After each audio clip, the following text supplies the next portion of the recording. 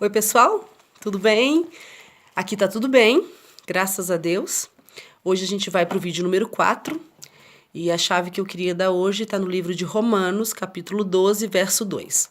É um texto muito conhecido e tenho certeza que você de alguma forma já ouviu alguma vez, mas vamos compartilhar algumas coisas que eu tô vendo, tá bom?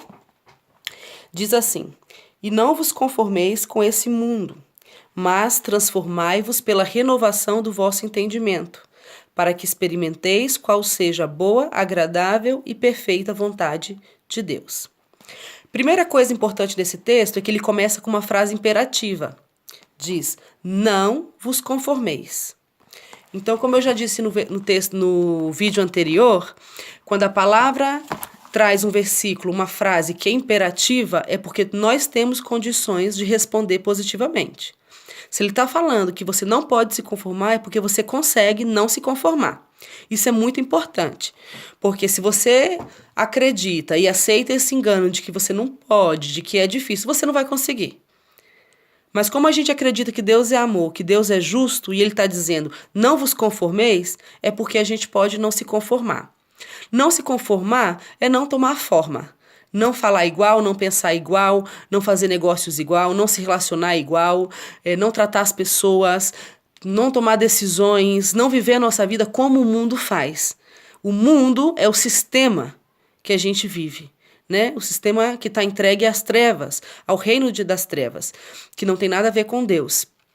Então, a primeira coisa é o imperativo. Eu não posso me conformar com o mundo, porque a Bíblia está falando que não é para eu me conformar, não ter a mesma forma. Isso é possível. Agora, como? E ele fala, mas transformai-vos pela renovação do entendimento. Aqui tem duas coisas muito importantes. Primeiro, é que eu já falei isso, eu escuto as pessoas falar isso, a gente diz, mas eu oro tanto para Deus me transformar, eu oro tanto para Deus mudar minha vida, para Ele me mudar. Só que o texto está falando assim, você se transforma, diz transformai-vos. Ou seja, tem uma parte aqui que é minha. Óbvio, o Espírito Santo vem habitar em nós e ele nos ajuda nos processos, certo? Óbvio, porque quem está em trevas não vê. Quem está em trevas não consegue enxergar um palmo à frente do nariz.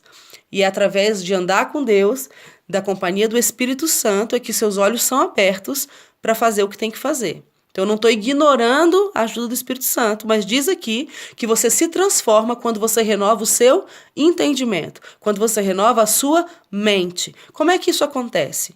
Você pega as coisas que você acredita, a maneira como você vive, como você pensa, como você sente, e você leva isso à luz da palavra de Deus. Senhor, me ensinaram assim, eu entendo assim, eu sinto assim, mas como é que o Senhor pensa? Como é que a sua palavra me ensina? Me entende? Porque a cultura que a gente nasceu, a família que a gente nasceu, a igreja que a gente pertence, os amigos, o matrimônio que a gente tem, tudo isso traz informações pra gente. O tipo de música que a gente ouve, o tipo de filme, de novela, tudo que você recebe de informação te discipula.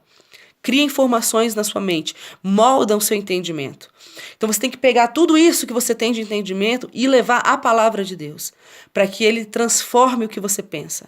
Eu aprendi assim, mas Deus pensa assim. Eu sinto assim, mas a palavra diz assim. Entende? Então você começa a substituir sua forma de entender, sua forma de pensar, pela maneira que Deus pensa, pela maneira que Deus vê as coisas.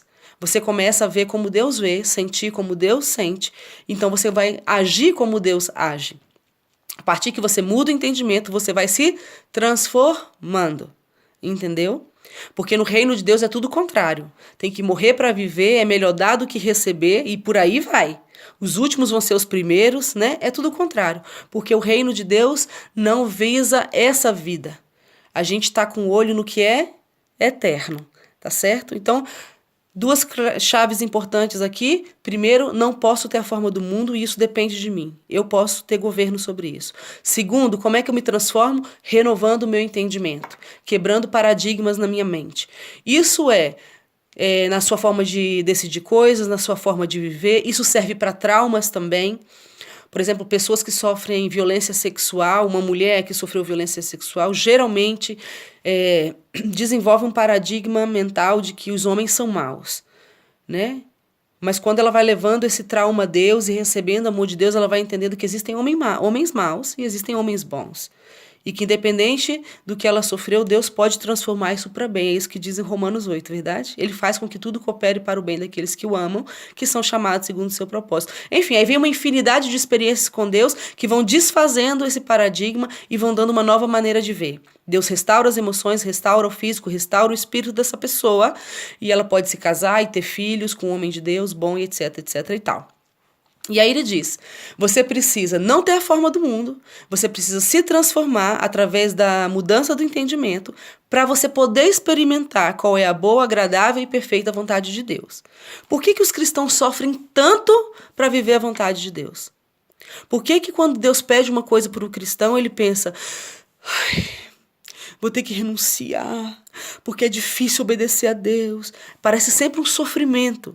Se a palavra diz que a vontade de Deus é boa, perfeita e agradável, por que a gente sofre tanto para obedecer? Por causa da mente. Pela forma como a gente vê a vontade de Deus. Deus sempre nos vai fazer perder alguma coisa. Deus sempre, como se Deus tivesse prazer em fazer a gente sofrer. A gente não vê os limites de Deus como proteção. A gente vê como privação, que eu já falei no vídeo anterior. Então, se você não renova o seu entendimento para ver a Deus como Ele é, amor, para entender as leis de Deus como elas são, proteção, para entender que o reino de Deus não é visível, não é terreno, e que os tesouros de Deus são eternos, não são carnais, não podem ser corrompidos como os tesouros desse mundo, tudo que Deus te pedir vai ser um sofrimento. Você nunca vai entender que é o melhor para você. Você sempre vai entender que é uma perda que você está sofrendo. Então, a vontade de Deus é boa, é perfeita e agradável. Mas só consegue se dar conta disso quem tem entendimento transformado. Quem tem entendimento renovado. Se não acontece isso, você não vai conseguir desfrutar da vontade de Deus. Sempre vai ser um peso, sempre vai ser um sofrimento. E você vai estar sempre com ânimo doble. Obedeço ou não obedeço? Faço ou não faço? Nunca vai ser, não. Deus falou, é isso que tem que ser. Porque não há confiança de que realmente vai ser bom, perfeito e agradável. Me entende? E quem tem pensamento doble, tem que se arrepender, porque é pecado. É falta de confiança, é falta de confiar em Deus. Então, meus amados, tem várias chaves nesse versículo. Eu espero que você tenha entendido, eu espero que te ajude e que você seja ativo com o Espírito Santo no processo de renovar a sua mente, para que você seja transformado e experimente a boa, perfeita e agradável vontade de Deus.